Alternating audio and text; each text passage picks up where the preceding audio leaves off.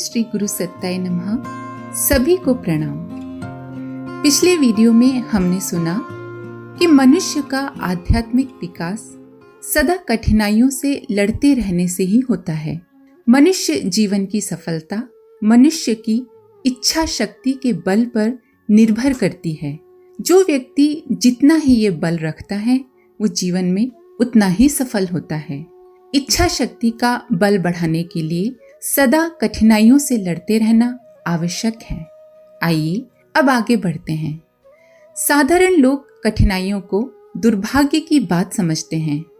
जिन लोगों ने किसी संपन्न परिवार में जन्म लिया है वे तो हर तरह की असुविधा से बड़े घबराते हैं और यही सोचते रहते हैं कि उनकी समस्त आवश्यकताएं बिना किसी दिक्कत के यथा समय पूर्ण होती रहें। दूसरे लोग भी ऐसे व्यक्तियों को बड़ा भाग्यवान समझते हैं, पर वास्तव में बात ऐसी नहीं है।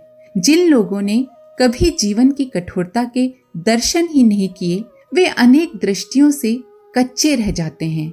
इसीलिए भगवान ने जहाँ सुखों की सृष्टि की है वहाँ दुखों और कठिनाइयों की भी रचना कर दी है, क्योंकि इनका अनुभव हुए बिना मनुष्य अपूर्ण रह जाता है, उसका उचित विकास नहीं हो पाता। ईश्वर को दया सिंधु एवं करुणा सागर कहा जाता है। उनके वात्सल्य दान और उपकार का कोई अंत नहीं। साधारण प्राणियों का जब अपनी बनाई हुई चीजों पर अपनी संतान पर इतना ममत्व होता है तो उस महान प्रभु का अपनी संतानों पर कितना स्नेह होगा इसकी कल्पना करना भी सहज नहीं है।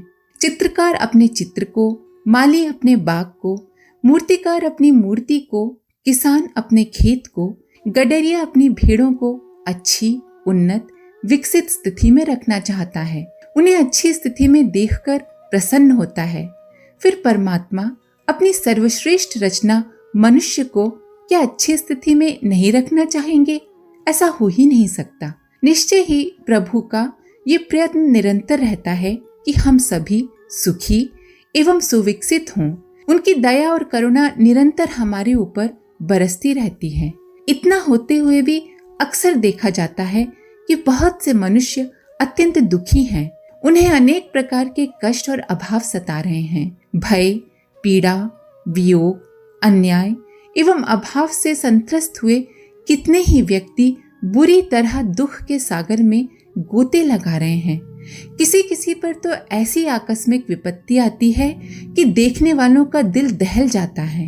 ऐसे अवसरों पर ईश्वर की दयालुता पर संदेह होने लगता है। कई बार तो कष्टों को दैवीय कोप, ईश्वर की निष्ठुरता मान लिया जाता है, परंतु वास्तविकता ऐसी नहीं है। जिसे हम विपत्ति समझते हैं वास्तव में वो भी एक प्रकार से उनकी दया ही होती है। माता का अपने बच्चे पर असाधारण प्रेम होता है। वो उसे सुखी बनाने के लिए अपनी समझ के अनुसार किसी भी बात में कमी नहीं रखती, तो भी उसके कई कार्य ऐसे होते हैं जो बच्चे को बिल्कुल नहीं अच्छे लगते। माता के दुलार के तरीके दो प्रकार के होते हैं। एक तो वे जिससे बच्चा प्रसन्न होता है। जब बच्चे को मिठाई, खिलौने, बढ़िया कपड़े दिए जाते हैं या उसे घुमाने के लिए, तमाशा दिखाने के लिए ले जाया जाता है तो बच्चा बड़ा प्रसन्न होता है, सोचता है मेरी माँ कितनी अच्छी है। परंतु जब माँ बच्चे को जबरदस्ती नहलाती है, स्कूल जाने के लिए विवश करती है तो बच्चा बड़ा झल्लाता है, माँ को कोसता है। उसके बीमार होने पर माँ उसे कड़वी दवाई जबरदस्ती पिलाती है और उसके कष्ट की परवाह न करके आवश्यक होने पर इंजेक्शन या ऑपरेशन कराने के लिए भी तैयार हो जाती है। बाल बुद्धि नहीं जानती कि कभी मधुर कभी कठोर व्यवहार उसके साथ आखिर क्यों किया जाता है। बच्चा माँ के वात्सल्य पर शंका करता है। अल्प ज्ञान के कारण वो माँ के प्रति अपने मन में दुर्भावना भी ला सकता है।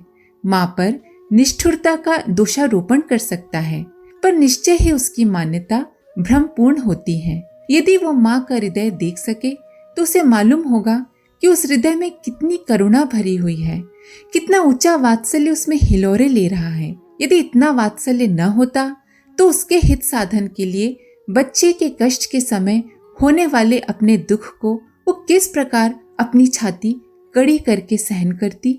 मधुर और कठोर दोनों ही व्यवहारों में वात्सल्य भरा होता है। प्रभु की कृपा भी दो प्रकार की होती है, एक सुख और दूसरी दुख।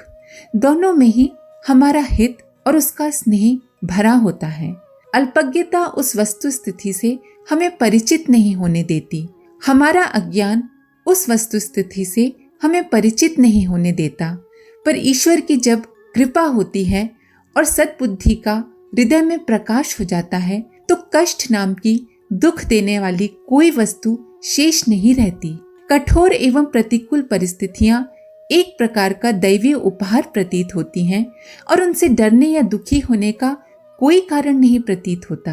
हम में से कितने लोग जब जीवन की कठिन परिस्थितियां जो निकल चुकी हैं उनके बारे में जब सोचते हैं तो कितनी बार लगता है कि जो हुआ वह अच्छा ही हुआ। सुख से मनुष्य को कई लाभ हैं। चित्त प्रसन्न रहता है, इंद्रियां तृप्त होती हैं, मन में उत्साह रहता है, उन्नति करने में सुविधा रहती है, मित्र बढ़ जाते हैं, साहस बढ़ता है, मान बढ़ाई के अवसर मिलते हैं। इस प्रकार के और भी कई लाभ सुख में होते हैं, परंतु दुख के लाभ भी कम नहीं हैं। दुख से मनुष्य की सोई हुई प्रतिभा का विकास होता है। कष्ट से छुटकारा पाने के लिए मन के सारे कलपुर्जे बड़ी तत्परता से क्रियाशील हो जाते हैं। शरीर भी आलस से छोड़कर कर्मनिष्ठ हो जाता है। दुख एक प्रकार का चाबुक है जो हमारी शिथिल हुई शारीरिक और मानसिक शक्तियों को भड़काकर क्रियाशील बनाता है और साथ ही धर्माचरण की शिक्षा देकर सही चाल चलन सिखाता है। जिस प्रकार फोड़ा चिर जाने से उसमें भरा हुआ मवाद निकल जाता है, दस्त हो जाने से पेट में संचित मल की शुद्धि हो जाती है, सर्जरी हो जाने से कष्ट दूर हो जाता है, उसी प्रकार दुख आने से जन्म जन्म के संचित पाप का भार उतर जाता है और अंतः चेतना बड़ी शुद्ध, निर्मल एवं हल्की हो जाती है। मनुष्य की कितनी ही बुराइयां, बुरी आदतें, दूषित भावनाएं और विचारधाराएं तब तक नहीं छूटती जब तक वो किसी विपत्ति में, आपदा में नहीं पड़ता। कुदरत का एक बड़ा तमाचा खाकर उस बेहोश को होश आता है और तब वो अपनी बेढंगी चाल को संभालता है। जो ज्ञान बड़े बड़े उपदेशों, प्रवचनों और कथाओं के सुनने से नहीं होता, वो विपत्ति की एक दुलत्ती खा लेने पर बड़ी सरलता से हृदयंगम हो जाता है। इस प्रकार कई बार काल दंड का एक आघात 1000 ज्ञानी गुरुओं से अधिक शिक्षा दे जाता है। सुख में जहाँ अनेक अच्छाइयाँ हैं, वहाँ एक भारी बुराई भी है कि मनुष्य उन सुख साधनों को अपने समय को सत्कर्म बढ़ाने में लगाने की बजाय ऐश उड़ाने, अहंकार में डूब जाने, अधिक जोड़ने के कुचक्र में पड़ जाता है। उसके समय का अधिकांश भाग तुच्छ स्वार्थों में लगा रहता है। परमार्थ की ओर से वो प्रायः पीठ ही फेर लेता है, सांसारिक मोह माया में पूरी तरह रम जाता है। इस बुरी स्थिति से अपनी संतान को बचाने के लिए ईश्वर उसका सुख छीन लेते हैं। जिस प्रकार पढ़ने से जी चुराकर हर घड़ी खिलौने से उलझे रहने वाले बच्चे के खिलौने माँ छीन कर छिपा देती है, वैसे ही धन, संतान, पति पत्नी, वैभव आदि के खेल खिलौने को छीनकर ईश्वर हमें ये प्रेरणा देते हैं कि इस झंझट की अपेक्षा अधिक महत्वपूर्ण कार्य आपके लिए करने को पड़ा हुआ है। खेल छोड़ो और स्कूल जाओ की शिक्षा के लिए कई बार हानि का, आपत्ति का दैवीय आयोजन होता है। कितनी ही उच्च आत्माएं तप रूपी कष्ट को अपना परम मित्र और विश्व कल्याण का मूल समझकर उसे स्वेच्छापूर्वक छाती से लगाती हैं और उस तप की अग्नि युग युगांतरों तक मनुष्य को प्रकाश देती रहती है। हरिश्चंद्र, प्रहलाद, शिवी, मोरध्वज, दधीची, शिवाजी, भगीरथ, गौतम बुद्ध, ईसा मसीह आदि ने जो कष्ट सहे वे उन्होंने स्वेच्छापूर्वक अपनाए थे। यदि वे चाहते तो उन आपत्तियों से सहज ही बच सकते थे, पर उन्होंने देखा कि उनका अपना कष्ट या हानि उस महान लाभ की तुलना में तुच्छ है जिसमें मानव जाति की भलाई है। इसीलिए उन्होंने प्रसन्नता पूर्वक अपने कष्ट साध्य मार्ग पर दृढ़ रहना उचित समझा। दूसरे लोग ये कल्पना कर सकते हैं कि इन महापुरुषों ने बड़े कष्ट सहे, पर यदि उनकी मनोभूमि का कोई ठीक प्रकार परिचय प्राप्त कर सकेगा तो उसे प्रतीत होगा कि उनकी अंतरात्मा प्रसन्नता पूर्वक उन कष्टों को सहन कर रही थी। भगवान जिसे अपनी शरण में लेते हैं, जिसे बंधन मुक्त करना चाहते हैं, उसके प्रारब्ध कर्म भोगों को जल्दी जल्दी भुगतवाकर उसे ऐसा ऋण मुक्त बना देते हैं कि भविष्य के लिए कोई बंधन शेष न रहे और भक्त को फिर जन्म मरण के चक्र में न जाना पड़े।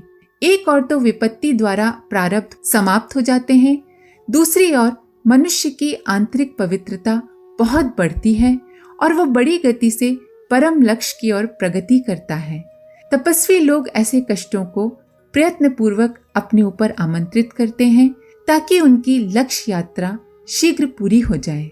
साधारणतः अनेक सद्गुणों के विकास के लिए भगवान समय समय पर अनेक कटु अनुभव कराते हैं। संतान की मृत्यु होने पर उसके शोक में वात्सल्य का हृदयगत परम सात्विक तत्व उमड़ता है, जिसके कारण मनुष्य अन्य बच्चों से प्रेम करना सीखता है।